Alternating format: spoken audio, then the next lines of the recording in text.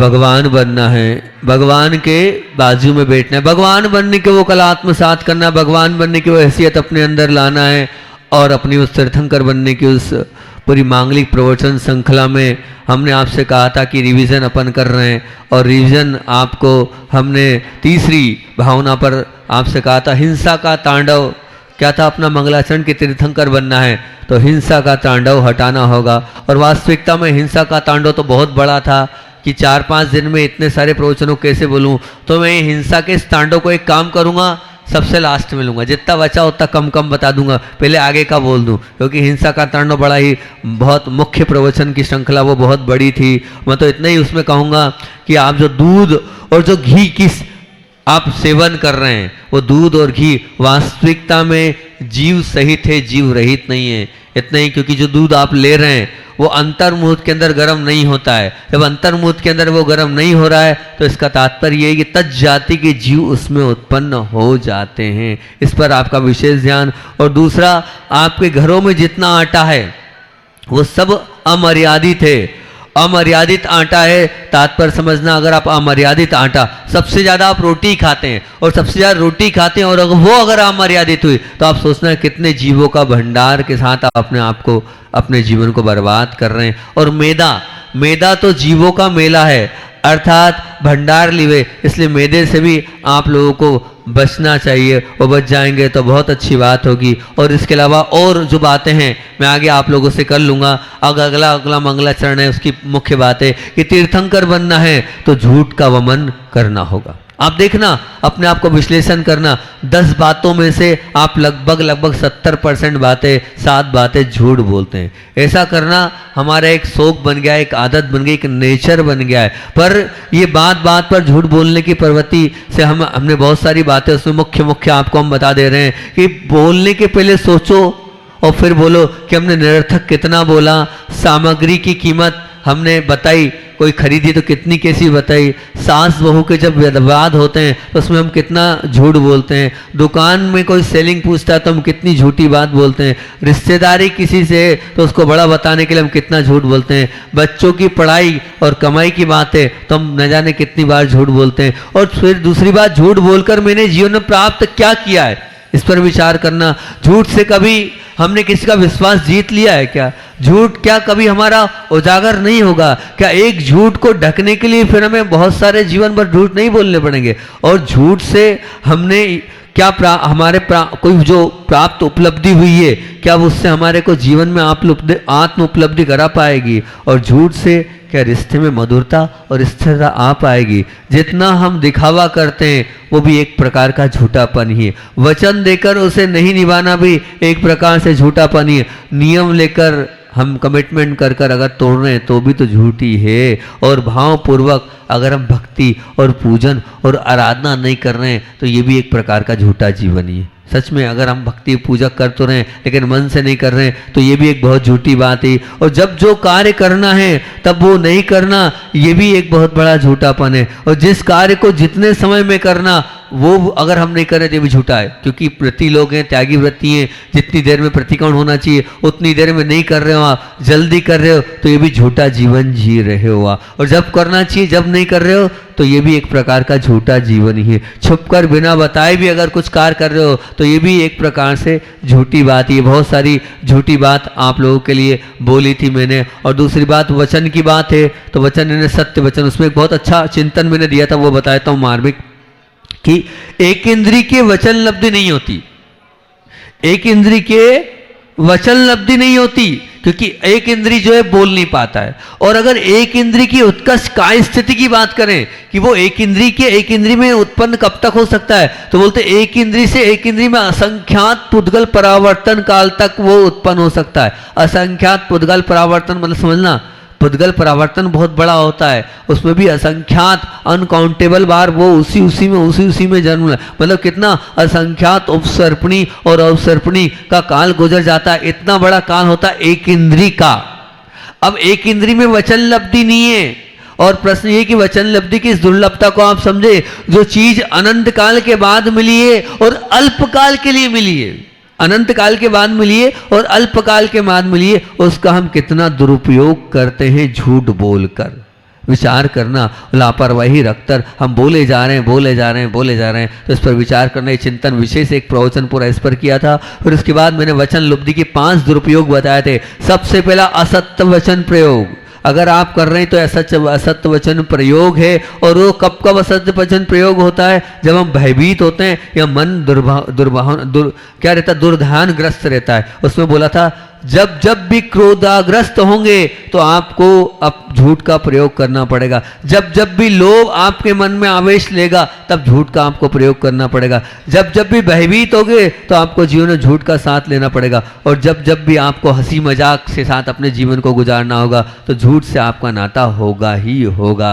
और मनुष्य हिंसा से अनेक जीवों को बख्श देता है, परंतु असत्य से तो वो किसी को नहीं बख्श सकता। मतलब वो हिंसा से तो डरता है लेकिन झूठ बोलने को वो पाप नहीं मानता। जबकि 5 पाप में जितना बड़ा हिंसा है उतना ही बड़ा झूठ है। पर ये मानसिकता झूठ में नहीं है।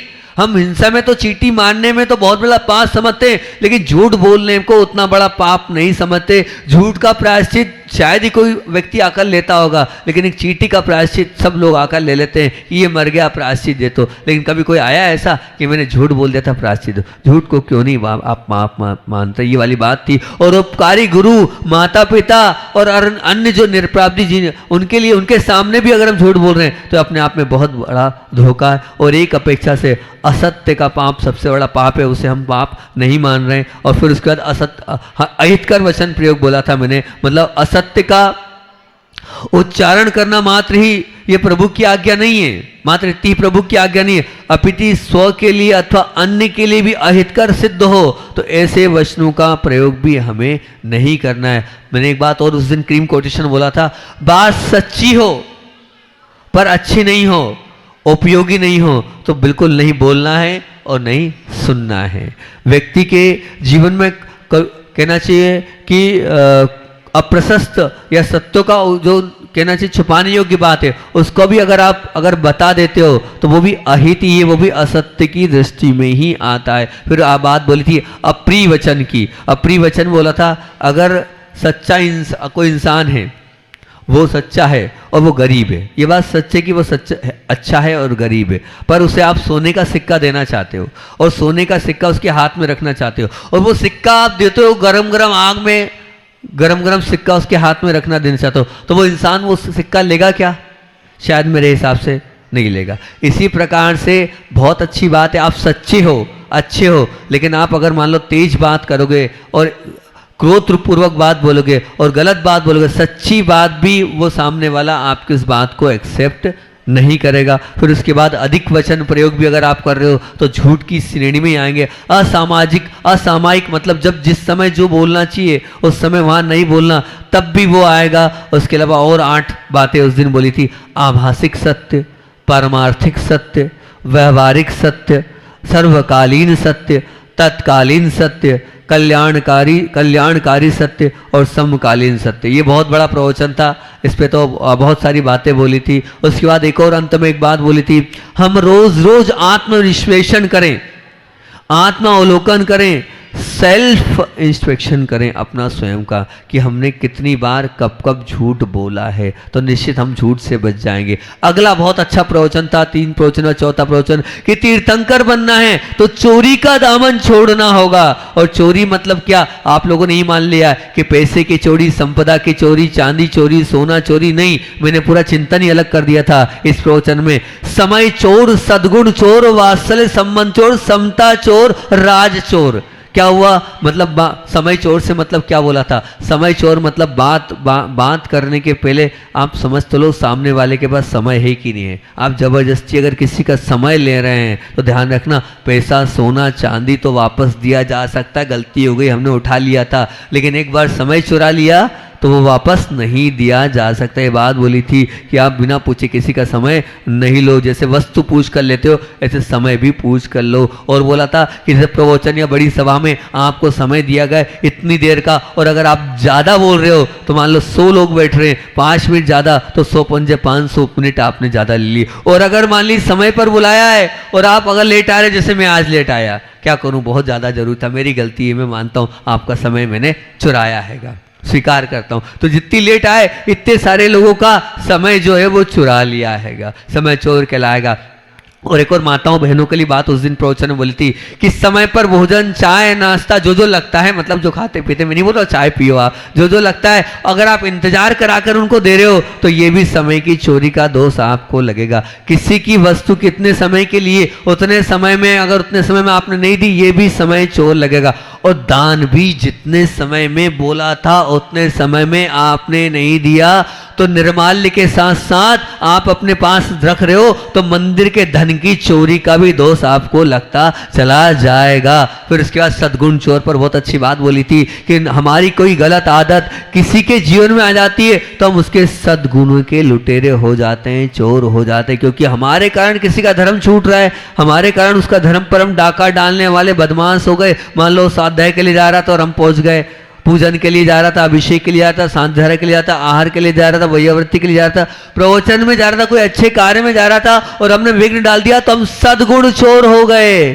प्रशंसा का कोई कार्य है, सद्गुण को देखकर हम अगर प्रोत्साहन नहीं कर रहे हैं, समर्थन नहीं कर रहे हैं और हम शाबाशी नहीं दे रहे हैं तो ये हम क्या कर रहे हैं, सामने वाला हमारे कारण सद्गुण छोड़ रहा है क्योंकि हमने प्रोत्साहन नहीं दिया है तो आप सद्गुण चोर हो गए। गलत व्यक्ति का समर्थन भी अगर आप कर रहे हैं तो क्या हो गया, आप सद्गुण चोर हो गए। किसी को गलत करने के लिए मजबूर भी अगर आप कर रहे हैं तो आप सद्गुण चोर हो गए। तो इसलिए ध्यान रखना, मेरे कारण मतलब अगर मैं आलू खाता हूँ, प्याज खाता हूँ, लहसुन खाता हूँ, फास्ट फूड खाता हूँ, आइसक्रीम खाता हूँ, कोल्ड ड्रिंक्स खाता हूँ, चाय पी रहा हूँ, कॉफी पी रहा हूँ, ड्रिंक कर रहा हूँ, पाउच पी रहा हूँ, बीड़ी पी रहा हूँ, सिगरेट पी रहा हूँ, जो जो मैं खा रहा हूँ और मेरे कारण अगर सामने वाला मुझसे प्रभावित होकर खा रहा है तो मैं सद्गुण चोर में आ जाऊंगा। ये अपन ने पूरा प्रवचन किया था। अगला प्रवचन था अपना कि वात्सल्य, आपसी संबंध की चोरी करना। आपसी संबंध मतलब क्या, वो शॉर्ट एंड स्वीट में बोल रहा हूँ, है ना, जल्दी जल्दी बोल रहा हूँ। अब इतने सारे प्रवचन को 4-5 दिन में कैसे बोलूंगा, इसलिए फास्ट पूरी गाड़ी चल रही है। वात्सल्य संबंध, आपसी संबंध की चोरी, मेरे कारण किसी के संबंध में दरार आई है तो प्रेम समाप्त हुआ तो मैं प्रेम का चोरी करने वाला हो गया हूं क्योंकि मैंने प्रेम चोरी कर लिया। किसी की निंदा करके, किसी के विषय में, हृदय में उसके प्रति मैंने कुछ दोष डाल दिया है तो क्या हो गया, मैं सामने वाला के दोनों के संबंध चुरा लिए। आजकल की माँ अपनी बेटियों के लिए, अपने जो जहाँ रह रही है उनके विषय में जो जो भरती है, समझ लेना वो अपने ही बेटी के लिए क्या करे, प्रेम की चोरी करने वाली हो। आज की जो पत्नियां हैं ये विचार करें कि मेरे पति के पहले संबंध कितने थे और अभी कितने संबंध है। अगर संबंध पति के कम हुए हैं तो उसमें आपने क्या किया है, अपने पति के जो संबंध है उसको चुराया है, चोरी करने वाले आप हो गए। ये संबंध, प्रेम, वात्सल्य संबंध चोरी पर अपन ने इस प्रवचन किया था। अगला प्रवचन था समता चोर पर। अपना समता चोर पर मैंने यही बात बोली थी कि मेरी वाणी से, मेरे व्यवहार से, मेरे किसी परिणाम से किसी की विशुद्धि अगर जा रही है तो मैं किसी की विशुद्धि को चुराने वाला हो गया हूं। आप किसी की विशुद्धि चुरा लोगे क्योंकि आपकी जरा सी बात बोलने में वो तो बेचारा ऊपर नीचे हो गया तो उसकी विशुद्धि नहीं चुरा लिया आपने, विशुद्धि नहीं ले लिया आपने तो विशुद्धि चोर हो गए। इसलिए समता को लेने वाला तो बहुत बड़ा चोर है। धन ले लेगा ठीक है, कोई बात नहीं, वो तो और कमाया जा सकता है, लेकिन किसी की समता आपने ले ली तो बेड़ा गर्क कर दिया। तो जिसने जीवन में आकुलता आ जाती है, व्याकुलता आ जाती है, उसका जीवन नरक बन जाता है। इसलिए सब चुराना पर कम से कम किसी की समता मत चुराना। बहुत सारे उदाहरण भी दिए थे और भी चोरी पे बात करी थी कि बड़े बड़े अधिकारी अगर छोटे अधिकारियों से कार्य करवा रहे हैं, निजी कार्य करवा रहे हैं, ये चोरी हैगी। और शिक्षक जो है कोचिंग में अगर बच्चों को पढ़ा रहे हैं, वो खुद तो नौकरी कर रहे हैं, वहाँ पर नहीं पढ़ा रहे हैं, अगर वो विद्यालय से छोड़कर कोचिंग में पढ़ा रहे हैं तो ये एक प्रकार के सरकार की वो चोरी कर रहे हैं। कोचिंग में पूरा पेपर बता रहे हैं, ये भी चोरी ही है। जितना समय हमारा विद्यालय में जाने का था वो उस समय पर हम नहीं पहुंच रहे हैं, ऑफिस में जो ड्यूटी थी उससे पहले कर रहे हैं, ये जल्दी आ रहे हैं या नहीं पहुंच रहे, यह सब लेट पहुंचना भी चोरी ही हैगी। और बोला था income tax, sale tax, GST, ये सब आप जितना कम करते चले आ रहे हैं,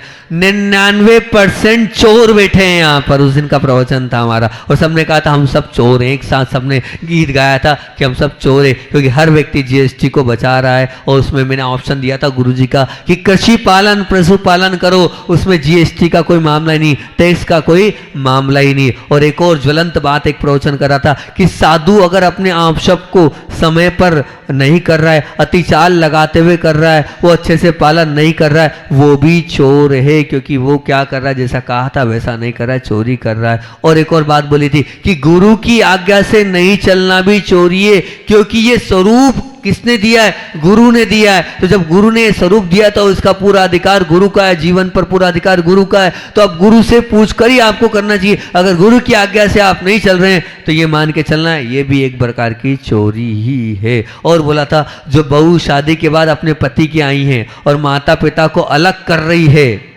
माता पिता को अलग कर रही है, तो ये समझ लेना कि जो वो भी एक प्रकार की चोरी ही है। और जहाँ से ज्ञान कला प्राप्त करी उनका नाम छिपाना भी एक प्रकार से चोरी है। और पांचवा बिंदु था, एक प्रवचन था गोपनीयता चोर। गोपनीयता चोर था जो नहीं देखने योग्य किसी की गोपनीय वस्तु को भी देखना, ये भी चोरी ही है। छिपाकर तो वो खुद चोरी कर रहा है और आप उसकी छिपी हुई बात को और बिना इच्छा को देख रहे हो तो चोरी ही है। किसी की बात को बिना आज्ञा बता देना, ये भी चोरी ही है। किसी बात को उसके पीछा उसके बिना पूछे बोलना भी एक प्रकार से चोरी है। और बिना आज्ञा प्रवेश करना भी चोरी गहन अपराध है। कैसे आप कमरे में घुस गए, पूछना चाहिए। उस दिन हमने कहा था कि चौके में भी भोजन वहां आते हो आहार देने, चोरी हो जाएगी, पूछ कर आओ क्या मैं आपके यहाँ आ सकता हूं, तब कहलाएगा, नहीं तो फिर आप बिना पूछे ही आ रहे हैं। ये बात ध्यान रखना। उस दिन प्रशांत जी आए थे तो एक बहुत अच्छी बात उनके लिए बोली थी, वो यहाँ लिखी हुई, वो बात बोल देता हूँ।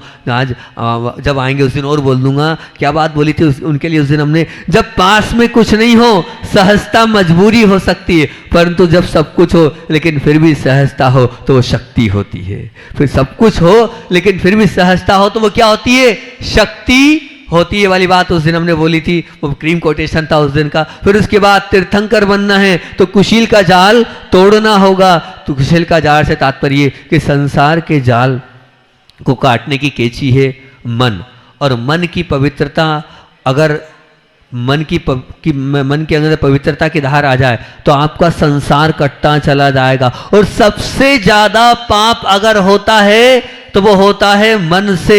बस मन के अंदर अच्छी माहौना आ जाए तो सब कुछ हो जाएगा। उस दिन ये बात बोली थी कि आंखों से प्रथम बार देखना योगी का होता है, परंतु बार बार देखना तो भोगी का ही होता है। शरीर का रोग तो का इलाज तो एक बार हो जाता है, पर ध्यान रखना वासना रूपी पिशाच का इलाज नहीं होता है। उसे हमें वो कैसी बीमारी लाइलाज बीमारी, उस पर बहुत सारी बातें बोली थी। अब तीर्थंकर बनना है तो परिग्रह का आग्रह छोड़ना होगा। इस पर बात बोली थी कि धन को इकट्ठा करने वाला, ये भी एक बात ध्यान, झूठ को पाप नहीं मानते हो इसलिए जो धन को इकट्ठा करने वाला है वो कोई इसको पाप नहीं मानता है। बहुत बड़ी भूल है। जो जितना धन कमाता है वो उतना सम्मान और बहुमान पाता है। और ये नहीं समझ में कि वो किसका सम्मान कर रहा है, वो पाप का सम्मान कर रहा है। निश्चित ध्यान रखना, धनी को अहोभाव से देखना, क्योंकि वो जो उसकी कमाई है वो कैसी है, पाप की कमाई है। उस पाप की कमाई पर आप अगर समर्थन दोगे, वाह वाह करोगे, तो उसके पाप का समर्थन भी आपको लगता चला जाएगा। इसलिए किसी पापी को देखकर ये नहीं कहो बहुत बढ़िया अच्छा कमा रहे वो, इस प्रकार के समर्थन से आपका स्वयं का बुरा हो जाएगा। एक बात उस दिन और बोली थी कि वर्तमान काल की दुखद वास्तविकता ये है कि उसे कोई भी शब्द लिखा तो एक बार अल्प विराम हो सकता है, पूर्ण विराम वो ले लेता है, लेकिन चलते चलते पाँव खाते खाते हाथ भी थक जाते विराम ले लेते हैं। लेकिन वो दो क्षेत्र में कभी भी विराम नहीं लेता है। क्या बोला था, अगर ध्यान हो तो वो धन के क्षेत्र में कहीं विराम नहीं है और शत्रुता के क्षेत्र में विराम नहीं है। मतलब 2 रुपए से 200, 200 से 200 करोड़, 2000 करोड़ तक भी वो नहीं बोलता है। और अगर एक बार किसी के साथ अगर भेदभाव हो जाता है तो वो चाहता ही नहीं है कि मेरा समझौता हो जाए। और उसका परिणाम क्या है, तनाव में ही रहेगा, आवेश में ही रहेगा। वो हमेशा उसके जीवन में व्यस्तता, व्यग्रता, उग्रता उसकी पहचान बन जाएगी। और उसके जीवन में सबसे बड़ी बात उस दिन बताई थी कि किसी के वर्तुल को विस्तारित करने में शायद सफल हो जाते हैं, लेकिन ध्यान रखना आप शांति की अनुभूति का वो स्वयं व्यक्तित्व घुमा लेगा अपने जीवन में, क्योंकि वो अधिक का आकर्षण उसके अंदर भरा हुआ है, अधिकार का आकर्षण उसके अंदर भरा है, अहंकार की पुष्टि का आकर्षण उसके अंदर भरा है, द्वेष की व्यक्ति का आकर्षण उसके अंदर भरा है। तो उसके जीवन के शब्द को उसमें शांति की अनुभूति नहीं होगी, जो सिर्फ पैसे और पैसे के पीछे भागेगा। और फिर उसके बाद एक मक्खी का एक प्रवचन पूरा किया था हमने, वो सार बताते हैं मक्खी वाला कि मक्खी पत्थर पर बैठने वाली एक होती है, एक शक्कर पर बैठने वाली होती है, एक विष्ठा पर बैठने वाली होती है और एक मधु पर बैठने वाली होती है। ये मक्खी वाला प्रवचन था। तो पत्थर पर बैठने वाली मक्खी स्वाद का अनुभव नहीं करती, परंतु सुरक्षा निश्चित है। इसी प्रकार आप परिग्रह पर बैठे हो, अपना नहीं मानो, ममता और मूर्छा और आसक्ति नहीं तो सबसे उत्तम है, सबसे बढ़िया है। पत्थर पर बैठने वाली मक्खी का कुछ नहीं बिगड़ेगा। फिर दूसरा, शक्कर पर बैठने वाली मक्खी। आप किस प्रकार की मक्खी विचार करना अपने आप को, ये प्रवचन था उस दिन का। शक्कर पर बैठने वाली मक्खी स्वाद का अनुभव तो करती है पर उसकी सुरक्षा निश्चित, जितना चाहिए उतना लेती है और उड़ जाती है। और तीसरी, चिकनी विष्ठा पर बैठी मक्खी बैठने वाली, वो कैसी है, वो किस प्रकार की, वो स्वाद भी नहीं लेती, सुरक्षा भी शायद नहीं है, धन रखा है उपयोग भी नहीं होता है और उसकी सुरक्षा भी नहीं है। इस प्रकार की वो कैसी चिकनी विष्ठा पर जो मक्खी बैठी है उसकी। और मधु पर बैठने वाली मक्खी, उसका स्वाद तो अद्भुत है, स्वाद तो अद्भुत है पर सुरक्षा बिल्कुल नहीं है। खूब कमाया पर लगाया कहाँ, भोगों में, विषयों में, तो बर्बाद ही किया है। उसकी सुरक्षा बिल्कुल नहीं होने वाली, क्योंकि आज नहीं तो कल उसका नुकसान ही होता चला जाएगा। एक और बात उस प्रवचन बोलती, ममता, मूर्छा या आसक्ति स्वयं के पास जो है वो कम नहीं होना चाहिए, टिकना चाहिए, खराब नहीं होना चाहिए, अच्छी रहना चाहिए, और दूसरे के पास नहीं जाना चाहिए, खुद के पास ही रहना चाहिए। इसको कहते हैं परिग्रह। परिग्रह की परिभाषा करी थी, ममता, मूर्छा या आसक्ति स्वयं के पास है जो है वो कम नहीं होना चाहिए और हमेशा टिकना चाहिए, और हमेशा वो खराब नहीं होना चाहिए, अच्छा बनाना चाहिए, और दूसरों के पास नहीं जाना चाहिए और खुद के पास ही रहना चाहिए। यही परिग्रह की परिभाषा थी। और एक बात ध्यान रखना, मूर्छा श्रेष्ठ वस्तु है, पर ऐसा कोई नियम नहीं है कि हम मूर्छा श्रेष्ठ पर ही करते हैं, कनिष्ठ पर भी करते हैं। बस मैंने कहा था कम से कम कनिष्ठ पर छोड़ दो, अच्छे पर क्या, खराब गाड़ी पर भी हमें मूर्छा है, खराब जो कपड़े हमारे कहना चाहिए पुराने को, उस पर भी हमारी मूर्छा है, वो टूटा मकान है उस पर भी मूर्छा है, अलग और भी बहुत सारे जूते चप्पल हैं पुराने को, उस पर भी मूर्छा है। कम से कम उतनी मूर्छा छोड़ दोगे तब भी हम मान लेंगे आपने बहुत बड़ा काम कर लिया। अधम पर मूर्छा छोड़ दें हम तो बहुत अच्छी बात हो जाएगी, क्योंकि हमारा आकर्षक, ये मत मानना कि कुरूप पर नहीं है, कुरूप पर भी हमारा आकर्षण हो जाता है। उत्तम श्रेष्ठ आकर्षण का संग्रह का केंद्र नहीं है, बल्कि अधम और कनिष्ठ और कुरूप पर भी हमारा आकर्षण आता चला जाता है। जब तक आत्मा कर्मों के बंधन से बची है तब तक ये जो कड़ी है हमारे साथ चलती चली जाएगी। इसलिए अपने इंद्रियों को हमें वशीभूत करना है। और उसके बाद हमने आपसे बहुत सारी बातें बोली थी कि ममत्व के विस्तार का निर्णय संग्रह के विस्तार के आधार पर किया जाता है। जितना जितना ममत्व का विस्तार है समझ लेना उतना उतना हमारा संग्रह का विस्तार बढ़ता चला है। इसलिए हम क्या करें, अल्प संग्रह कदाचित न पूर्ण नहीं होता है, जितना अधिक संग्रह होता चला जाता है। तो उस दिन हमने एक बात अंत में बोली थी इस प्रवचन में, जितना संग्रह अधिक होगा ममता उतनी अधिक होगी, ममता जितनी अधिक होगी क्लेश उतना अधिक होगा, और क्लेश जितना अधिक होगा उद्विग्नता उतनी अधिक होगी, और उद्विग्नता जितनी अधिक होगी क्रूरता और अधिक अधिक बढ़ती चले जाएगी। इसलिए क्रूरता से अपने आप को बचाना है। तो इन सब परिमाणों से बचने के लिए दो ही उपाय बताए थे कि संग्रह कम कीजिए और दूसरा, और संग्रह के प्रति समय कम दीजिए।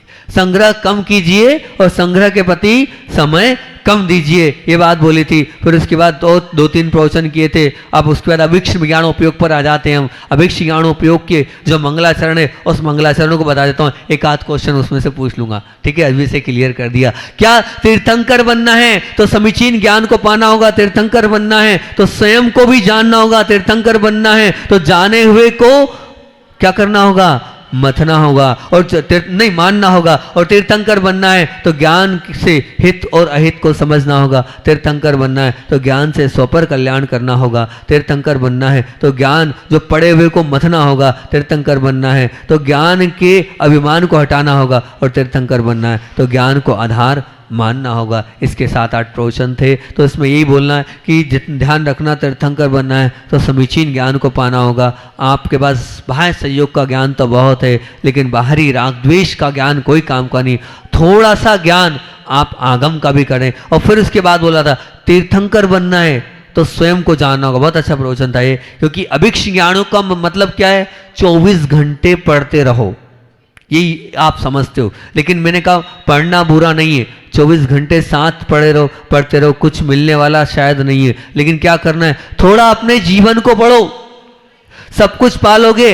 अपने आप को पढ़ने की कोशिश करो, भीतर का स्वाध्याय करने की कोशिश करो, स्वयं के प्रति जागरूक होने की कोशिश करो। स्वयं पर निगाह गड़ाने से आपका जीवन धन्य हो जाएगा। स्वयं को समझने की कोशिश करो, मैं कौन हूं, मेरा क्या है, और इसके प्रति जिसकी जागरूकता बन गई उसने अपने जीवन को पढ़ लिया। तो उस दिन अपन ने बात करी थी स्वयं के जीवन को पढ़ना, अर्थात मैं क्या हूं, मेरी वास्तविक, मैं कितना पाप कर रहा हूं, मैं कितना पुण्य कर रहा हूं। और जिन्होंने भगवान के आगे घुटना टेका है, मतलब समझ लेना उनके जीवन में संवेग आ गया है। मृत्यु से, पाप से, विषयों से, अज्ञानता से, आसक्ति से, भटकन से, भोगों से, रुदन से अगर डर हो तो समझना आपने सब कुछ प्राप्त कर लिया है। अपना मंगलाचरण था, संवेग का 8 बातें थी। तीर्थंकर बनना है तो मृत्यु से डर हो, तीर्थंकर बनना है तो पाप से डर हो, तीर्थंकर बनना है तो विषयों से डर हो, तीर्थंकर बनना है तो अज्ञानता से डर हो, तीर्थंकर बनना है तो आसक्ति से डर हो,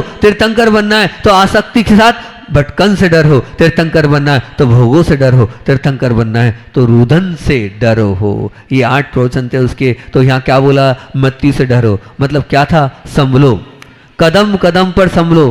काल का प्रहर तुम पर कभी भी आ सकता है। तुम्हारी कोई भी सांस जीवन की अंतिम सांस हो सकती है। इससे पहले तुम्हारा जीवन का अंत हो, अनंत को पहचान लो। ये क्रीम कोटेशन था उस दिन का हमारा।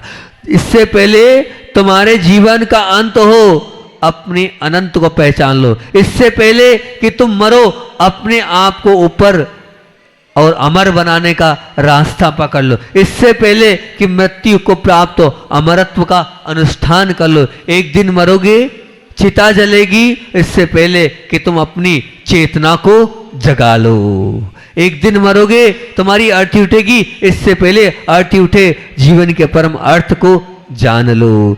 वो बाहर के धन की सुरक्षा के लिए चौकीदार रखते हो, चौकसी करा रहे हो, लेकिन चेतन धन की क्षति तुम्हारे अंदर की, उसके लिए क्या चौकन्ना पाने, इस पर सचेत हो जाओ। जब मृत्यु से डरोगे तो अपने आप रास्ते पर आ जाओगे। जब तक अपने अंत का नहीं सोचोगे, उसे पहचानोगे नहीं, तो तुम्हारा कल्याण नहीं होने वाला है। श्वास जो है उसका तो भरोसा है, पर आने वाली श्वास का कोई भरोसा नहीं है। जब मृत्यु का ज्ञान हो जाता है तो अपने आप मृत्यु मति ठिकाने आ जाती है। आप तो ये विचार करो कि कोई भरोसा नहीं है कब मेरा मरण हो जाए। ये वाली बात अपन ने उस दिन बहुत अच्छी प्रवचन में करी थी। ध्यान रखना, जीवन की नश्वरता का बोध, जीवन से भागने के लिए नहीं बता रहा हूं मैं आपको जीवन के प्रति जागरूक करने के लिए वो पूरा प्रवचन किया था कि आप जागरूक हो जाओ। कब मेरा कल हो जाए कोई भरोसा नहीं, इसलिए मैं अपने आप को सोचूं और बड़े उसके साथ हर्ष, उत्साह और सात्विक भाव के साथ संवेग धर्म को पालन करते हुए अपने आप के जीवन परम उत्साह के साथ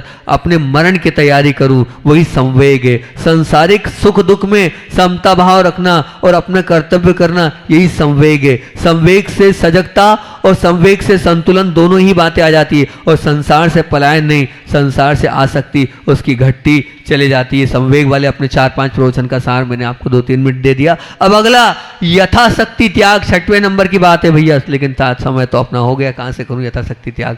अगला यथाशक्ति त्याग पर हमने बोला था, और यथाशक्ति त्याग के ऊपर बहुत अच्छा मंगलाचरण है। हो गया समय, मंगलाचरण है। अब 5 ही भावनाएं हो पाई है, 16 भावनाएं करना है। प्रयास करूंगा कि आगे वाले समय 4-5 जो है वो भावना की यथाशक्ति त्याग पर अपन कल बात करेंगे। बहुत अच्छा मार्मिक चिंतन लक्ष्मी के ऊपर दिया था, और वैसे बामोरा वालों को तो वो चिंतन सुनना ही, वो अपन सुनाएंगे। बोधि समाधि परिणाम शुद्धि सात्मोपलब्धि शिव शोक की सिद्धि चिंतामणिम चिंतित वजदाने तौम बंद मानस।